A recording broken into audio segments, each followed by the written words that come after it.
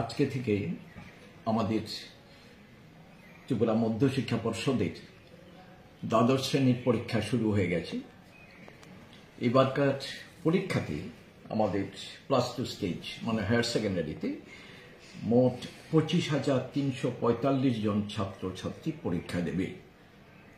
তার মধ্যে regular student আছে 24,263 জন, কন্টিনিউড আছে 338 জন, কম্পার্টমেন্টাল আছে 525 জন, এক্সটার্নাল 192 জন, আর ইকুইভ্যালেন্স আরেকটা ক্যাটাগরি, একটা পরীক্ষা দেবে শুধু 3 জন, ইমপ্রুভমেন্টের জন্য পরীক্ষা দেবে 23 জন, আর সিঙ্গল সাবজেক্ট পরীক্ষা দেবে অনলি ওয়ান ক্যান্ডিডেট, একজন।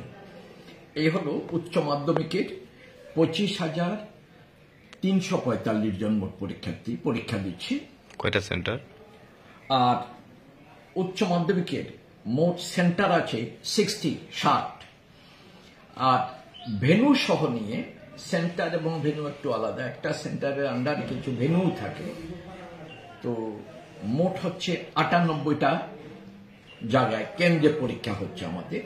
সেন্টার 60 আর ভেনু 98, ভেনু সহ নিয়ে 98 উচ্চ মাধ্যমিকের।